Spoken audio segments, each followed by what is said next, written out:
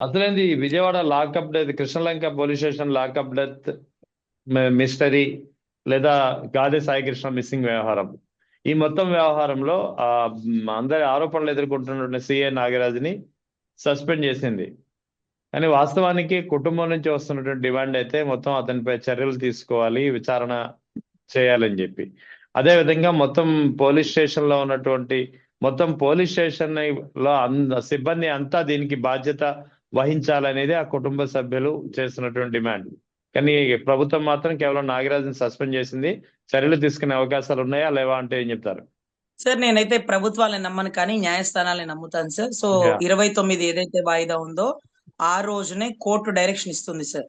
అతని మీద ఇమీడియట్ గా ఎఫ్ఐఆర్ కట్టండి, అతన్ని బాత్రూమ్ లో పడేసి కొట్టినారు అని ఇవన్నీ కూడా ఏదైనా ఎవిడెంటరీ వస్తే పోలీస్ స్టేషన్ మొత్తాన్ని సస్పెండ్ చేసేస్తుంది సార్. అసలు అయినా అతని మీద ఉంది వారెంట్ రీకాల్, అంటే వారెంట్ రీకాల్ పెండింగ్ అనమాట. అంటే ఎన్నో మార్లు వాయిదా అటెండ్ అవ్వలేదు అని. అంటే అది ఇప్పటికిప్పుడు ఉన్న కేసు కాదు. అతను ఎంక్వైరీ చేయడానికి, పోలీస్ స్టేషన్ తీసుకెళ్ళడానికి, విచారణ చేయడానికి కోర్టు కానిస్టేబుల్ నుంచి డైరెక్ట్ గా త్రూ కోర్టుకు వెళ్లాల్సిన కేసుని పోలీస్ స్టేషన్ కి ఎందుకు తీసుకువెళ్లారు? ఎందుకు అంత రిస్క్ చేసినారు సార్? ఇంతకీ నాకు ఒక డౌట్ సార్, చంద్రబాబు గారు ఎక్కడున్నారు సార్? ఆయన ఊర్లోనే ఉన్నారు, స్టేట్ లోనే ఉన్నారు. Yes sir. అంతకుముందు సింగపూర్ ఏదో వెళ్ళినట్టున్నారు కదా ఈ 2 డేస్ గ్యాప్ సింగపూర్ లో. నుంచి వచ్చారండి. వచ్చిన తర్వాత నిన్న పవన్ కళ్యాణ్ తో సమీక్ష కూడా ఏదో చేసినట్టు ఉంది. అవును సార్, అవును. రాష్ట్రంలో వెన్నుపోటు పరిపాలన అని చెప్పేసి వైసీపీ ఎప్పుడైతే పాదయాత్ర చేసిందో ఇంతమంది జనాలు బయటికి ఎందుకు వచ్చినారు, ప్రజల స్పందన ఎక్కువైపోతుంది, ప్రభుత్వం మీద వ్యతిరేకత పెరిగిపోతుంది, మనం ఎలా కంట్రోల్ చేయాలి, అసలు ఏమన్నా స్పందించాలా, ఎలా స్పందించాలి, ఇంకా 3 ఏళ్ళు ఉంది, ప్రభుత్వం మళ్ళీ వస్తుందో రాదో, ఈ ఎమ్మెల్యేల అరాచకాలు ఎక్కువైపోయినాయి, మీ ఓడేమో ఆడోళ్ళం కదిలిస్తాడు, మా వాళ్ళేమో భూములు కదిలిస్తారు, ఒక చావు రావట్లేదు అంటూ వాళ్ళల్లో వాళ్ళు తర్జన భర్జన అయితే పడుతున్న పరిస్థితి అండి. ఆయన నిన్న మొన్న సింగపూర్ వెళ్ళాడు సార్. ఒక ముఖ్యమంత్రి అలా పర్యటన చేస్తున్నప్పుడు ఏ కారణాల దగ్గరికి, అంటే వాళ్ళ బిడ్డలను చూసుకోవడానికి కానీ ఎప్పుడైతే జగన్ గారు చెప్తుంటారో అదే మాదిరిగా మా వ్యాపారాలకు ఏమైనా సంతకాలు పెట్టాలా, బ్లాక్ ని వైట్ ని బ్లాక్ మార్చాలా, హవాలాలు ఏమైనా చేయాలా, ఏం జరుగుతుంది సింగపూర్ లో? మొన్నేమో ఒక బృందం వెళ్ళారు. ఆ బృందం అయిపోయి ఈసారి ఈయన ఒక్కడే వెళ్ళాడు. అసలు అంటే దేనికి వెళ్తున్నారు, దేనికి వస్తున్నారు అనేది పబ్లిక్ ఒక సమాచారాన్ని ఇవ్వాలి. ఎందుకంటే వాళ్ళు పబ్లిక్ ఫిగర్లు కదా. మనం ఎడిపోయినా కూడా అడిగేవాళ్ళు లేడు. వాళ్ళు ఎడిపోతున్న సమాచారాన్ని ఇవ్వాలి. ఆయన వెళ్ళి వచ్చే లోపల మీడియా మొత్తం ఆయన ఎందుకు సింగపూర్ వెళ్ళారు అని ఆలోచించడం మానేసి ఒకటేమో లాకప్ డెత్ గురించి, లేదా అదేంటది ఎప్పుడో జగన్ గారి తాతగారు రాజారెడ్డి గారు చంపిన వ్యక్తి ఎవరైతే పార్థసారథి రెడ్డి గారికి సంబంధించినటువంటి గాయాల గురించి, లేకపోతే మీడియా ఎటు వెళ్తుందంటే ఎవరు ఎటువైపు చెప్తే అటువైపు వెళ్ళిపోయే పరిస్థితి అయితే నెలకొనింది సార్. ఇక్కడ సోహెల్ ఎలా తప్పించుకున్నాడు, ఎవరి సపోర్ట్ తో తప్పించుకున్నాడు, ఎక్కడ నుంచి సరుకు తెస్తున్నాడు, ఆ వైజాగ్ ప్రాంతాల్లో సరుకు దొరకడానికి అక్కడ ఎగుమతులు దిగుమతులు ఆ పంట పండిస్తుంది ఎక్కడ? సో ఇవన్నిటి మీద కాన్సన్ట్రేషన్ పెట్టాల్సినటువంటి హోంశాఖ సోహెల్ తప్పించుకున్నాడు అనగానే ఆవిడ సమాధానం చూడండి. ఆవిడ కళ్ళతో సైగ చేస్తూ అలా డీజీపీ వైపు చూపిస్తే అలా డీజీపీ గారు ఒక డైరెక్షన్ ఇచ్చారు. అంటే సోహెల్ అంటే ఎవరో ఈవిడికి తెలియదు. లాకప్ డెత్ అంటే విచారణ చేస్తున్నారు, ఎవరి మీదైనా చర్య తీసుకోవాలి కదా, తప్పదు కదా అంటది. తప్పదు కాదు, కరెక్ట్ గా చర్య తీసుకోవాలి, అది బాధ్యత అంటది. అన్ని ఆవిడేలాగలే. వీటన్నిటికంటే మించి హెచ్ఎం అంటే స్కూల్ అంటే హెడ్ మాస్టర్ అనుకుంటుందో, హోమ్ మినిస్టర్ అనుకుంటుందో నాకైతే తెలియదు. కానీ ఏదైతే అతను ఎవరండి, చింతమనేని ప్రభాకర్ గారి ఇంటి ముందు తాగి వీరంగా చేస్తుంటే, ఏమండి మీకు తెలీదు, నాకు తెలియదు, పోలీసులకు తెలుసు ఎక్కడ ఏం చేయాలో అని. మీకు తెలియదు అంటే బాగానే ఉంది, మాకు తెలియదు అని ఎందుకంటో మాకు తెలుసు. అది చట్ట విరుద్ధం, ల్యాండ్ ఆర్డర్. అది ఎమ్మెల్యే అయినా, రిక్షా వాడైనా, ఆటో వాడైనా, ఒక ఉద్యోగస్తుడైనా అదే శిక్ష. నీకు తెలియదని చెప్పు. నేను స్కూల్ టీచర్ నుంచి వచ్చాను, నాకు తెలియదమ్మా, మీకు తెలుసు కదా అని చెప్పండి. అందరికి తెలియదని చెప్పకండి. మీకు తెలీదు, నాకు తెలీదు, పోలీసు వాళ్ళకి తెలుసు అంటది. మాకు తెలుసు, అది చట్ట విరుద్ధం, ఇమ్మీడియట్ గా అతని మీద కేసు కట్టాలా, కట్టినారా? వాళ్ళకి తెలుసు, వాళ్ళకి ఏం చేయాలో వాళ్ళకి తెలుసు. వాళ్ళు ఏం చేయాలి వాళ్ళకి తెలుసు అంటే నీకు తెలియదని, రిపోర్టర్లకు తెలియదని ఆ సమాధానాలు అక్కడ కూర్చొని అలా మాట్లాడడం కరెక్టా అండి? ఇప్పుడు ఆయన గుడ్డు పగలగొడతాను, లేకపోతే వాడు వీడు అనబట్టే కదా ఆయన ముందుకు వచ్చాడు. మీ వైసీపీ పార్టీలో యాంకర్ శ్యామల గారు ఉంటారు, ఆవిడ గురించి ఇది మాట్లాడకుండా లేరు సార్. ఇది మాట్లాడకుండా లేదు. ఆ కిరాక్ ఆర్పి ఉన్నారు కదా, ఆయన భావజాలం, ఆయన పదజాలం ఎప్పుడన్నా పవన్ కళ్యాణ్ గారు విన్నారా అండి? రోజా గారి గురించి ఆయన ఎవరో బండా సత్యనారాయణమూర్తి గారు మాట్లాడితే సభాష్ అన్నారట. సభాష్ అన్నారు. ఒక మహిళ గురించి దుర్భాషలాడితే సభాష్ అన్నారు. మరి ఇక్కడ పౌడర్ మేకప్లు కింటాలు మేకప్లు వేసుకుంటావు అని అన్నాడు. అది తప్పేనేమో, కానీ అక్కడ ఖండించలా.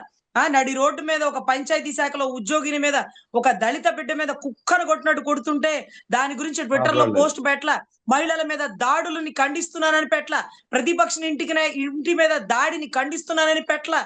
కానీ కానీ ఏబిఎన్ దాని మీద ఇమీడియట్ గా రియాక్ట్ అయ్యారు. గతంలో అదే ఏబిఎన్ మీ తల్లిని చెల్లిని దూషించినప్పుడు అదే ఏబిఎన్ మీద మీరు ట్విట్టర్ లో దారుణంగా పోస్టులు పెడితే ఆ ఏబిఎన్ వాళ్ళు మీకు పరువు నష్టానికి సంబంధించిన కేసులు కూడా వేసినట్టున్నారు గతంలో. మీకు గుర్తుందా సార్? రైట్. సో ఇవన్నీ అప్పుడు జరిగినాయండి. అప్పుడు ఒక పదజాలం, ఇప్పుడు ఒక పదజాలం అనేది కరెక్ట్ కాదు. తప్పుని ఎవరు చేసినా తప్పే, ఎక్కడ చేసినా తప్పే, ఏ వ్యక్తి చేసినా తప్పే. రోజా గారికి ఒక చట్టం, విడుదల రజనీ గారికి ఒక చట్టం, లేకపోతే అనితమ్మ గారికి ఒక చట్టం లేదు. వాళ్ళ గురించి ఎలా మాట్లాడుతున్నారు, వీళ్ళ గురించి ఎలా మాట్లాడుతున్నారు? దయచేసి మీరు కూడా దాన్ని పర్యవేక్షించి మీరు ట్విట్టర్ లో పెట్టే పోస్ట్ ని ఆచి తూచి పెట్టండి. మీరేంటి ఇలాంటి పోస్టులు పెట్టడం ఏంటి? నిన్నటి రోజు ఎవరో ఒక అభిమాని అనుకుంటా నోటికి ప్లాస్టర్ వేసేస్తే బాగుండు, ఇతను ఏం మాట్లాడుతున్నాడు ఇతనికైనా అర్థం కావట్లేదు అంటూ దాన్ని కూడా సర్క్యులేట్ చేసినారు. ఆ పరిస్థితికి దిగజారద్దని నా ఆవేదన సార్. ఇంకొకటి మేడం, ఇప్పుడు ఈ కృష్ణలంక వ్యవహారం ఒకవేళ విచారణలో అన్ని తేలితే నాకెందుకు ఆ మదురై కోర్టు ఇటీవల 2 నెలల క్రితం మదురైకి సంబంధించి మదురై కోర్టు ఒక తీర్పు ఇచ్చింది. ఇలాంటిదే లాకప్ డెత్ కి సంబంధించినటువంటి కేసులో మొత్తం పోలీస్ స్టేషన్ లో ఉన్న దాదాపు 7గురికి జీవిత ఖైదు విధిస్తూ ఇలాంటిది లాకప్ డెత్ కేసు. అది కూడా 7గురికి జీవిత ఖైదు విధిస్తూ మదురై కోర్టు తీర్పిచ్చింది. జస్ట్ ఒక 2 months క్రితం జరిగింది. అది సంచలనం అయింది కూడా అప్పట్లో. అది ఇటీవలే. జీవిత ఖైదునే కాదు కృష్ణలంక పోలీస్ స్టేషన్ విషయంలో కూడా అటువంటి పరిణామమే జరగాల సార్. ఉరి శిక్ష కూడా వేసేసింది సార్, చెన్నై కోర్టు ఉరి శిక్ష కూడా వేసేసింది వాళ్ళందరినీ. అయితే ఇక్కడ దానికి తేడా ఏంటంటే సార్, ఇక్కడ ఈ స్టేషన్ లో ఎవరో ఒకళ్ళు అతన్ని బాత్రూమ్ లో పడేసి కొట్టారు, లేకపోతే అతనికి తగలకూడని చాట తగిలింది, అతన్ని హాస్పిటల్ కి తీసుకెళ్లారు, అక్కడి నుంచి బూడిద చేసినారంటే ఇది గనక ఎవిడెంటరీతో బయటకు వస్తే జడ్జి గారు ఆ స్టేషన్ మొత్తాన్ని ఉరిశిక్ష వేసి పడేస్తారు సార్. ఎందుకంటే పైన బాస్ మేము ఒకళ్ళు ఉన్నామని తెలిసి కాల్చి బూడిద చేసి అసలు ఏం చేద్దాం అనుకుంటున్నారు మీరు చట్టాలని అని చెప్పి కఠినమైన చర్యలు తీసుకుంటాయి సార్. కానీ ఏ ఎవిడెన్స్ బయటకు వస్తుంది, ఏ సీసీ ఫుటేజ్ ను బయటికి రానిస్తారు? రాజు తలుచుకుంటే దెబ్బల కొదవ అని ప్రభుత్వంలో వాళ్లే ఉన్నారు, సిఐడిలో వాళ్లే ఉన్నారు, సిట్ లో వాళ్లే ఉన్నారు. దయచేసి నేను బాధితుల తరపు నుంచి ఒకటే అడుగుతున్నాను, దీన్ని ఒక్క సిబిఐ ఎంక్వైరీ వేస్తే తప్ప సిట్టు సిఐడి నుంచి మీకు ఎటువంటి న్యాయం జరగదు, దొరకదు అని నా ఆవేదన అండి. కానీ సేమ్ ఇన్సిడెంట్స్, బట్ ఇక్కడ ఎవిడెంటరీగా దొరకడానికి చెప్పడానికి ఎవరు ధైర్యం చెయ్యరు కాబట్టి, అంటే ఎవరో చెప్పింది రాసుకోవడానికి ఇదేమన్నా సినిమా రైటర్ కాదు కదా, మనం ఎంక్వైరీ చెయ్యాలి కాబట్టి దీని మీద సిబిఐ ఎంక్వైరీ వేస్తే మాత్రం ఈ కాలిపోయిన బూడిద ఏ పోలీస్ స్టేషన్ నుంచి ఏ హాస్పిటల్కి తీసుకెళ్లారు, ఏ కానిస్టేబుల్ బండి మీద ఎక్కించుకొని తీసుకెళ్లారు, ఇవన్నీ కూడా బయటకు వస్తది. కాబట్టి ఇంకొకసారి అంటే మన 2 రాష్ట్రాలు చూసుకుందాం, మన 2 రాష్ట్రాల్లో ఎక్కడా కూడా ఇంత ధైర్యం చేయరు.